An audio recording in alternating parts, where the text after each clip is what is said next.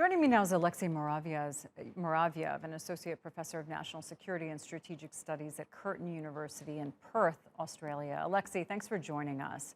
When you look Pleasure. at that map and you see that the gains that Russia has been able to make, how significant are they? What's your assessment of how things have been going for the Russian side? Look, I think we have to be quite realistic and try not to be over-optimistic at this point in time. Yes, the map of Ukraine may be showing that the Russians haven't really secured significant chunks of the country, but we need to remember that Ukraine, apart from Russia, is by far the largest country in terms of its geography in Europe. So it's a massive country with complex geography, really urbanized, and that certainly creates preconditions for any adversary force to operate and maneuver and exercise high-tempo operations across its vast expanses.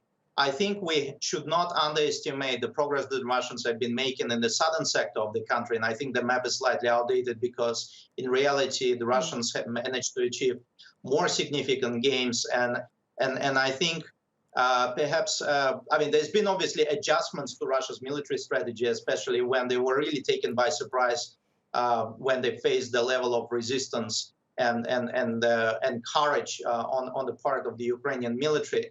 But I think the adjustments are not have been made, so the Russians are not making Kyiv their #1 priority anymore. I think they try to encircle and force the defendants to leave the city rather than try to wage in a bloody battle of capturing the city by all means, because that would be a catastrophe.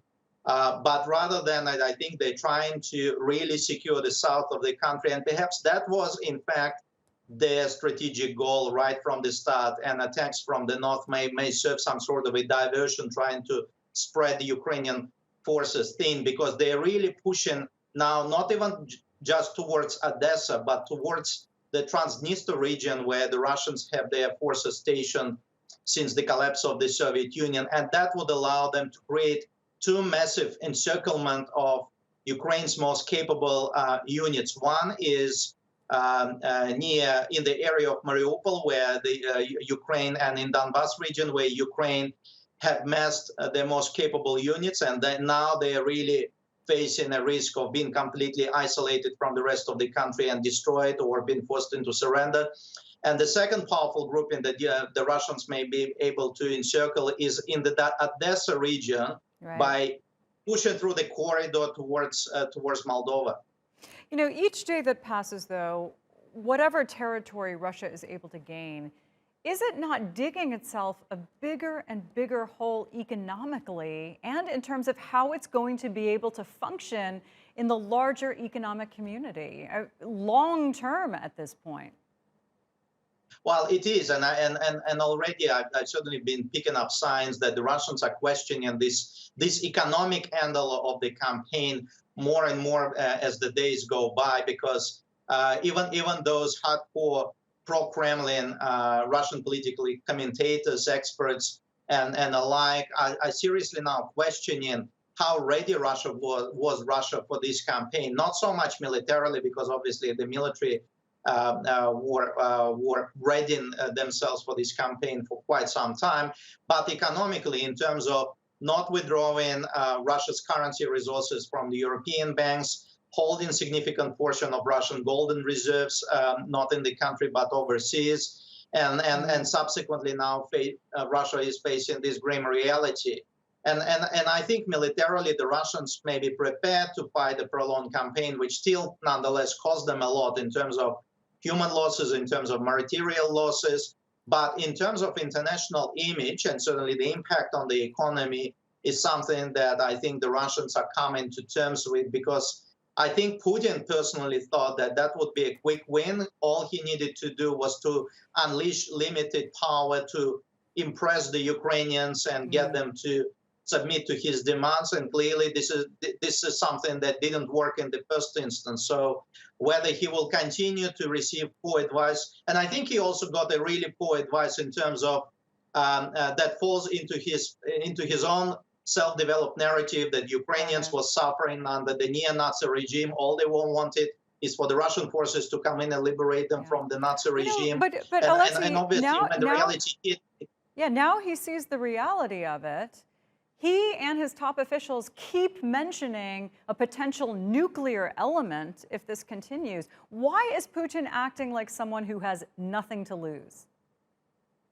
look, he is up in his ante in the bargaining game with the West. I think he still believes that he can negotiate the way out of the crisis and, in fact, revoke the sanctions regime by simply escalating it to the point when the West would get really, really paranoid and frightened, and then start saying, well, let's talk the way out. I de-escalate in exchange for the sanctions to be lifted.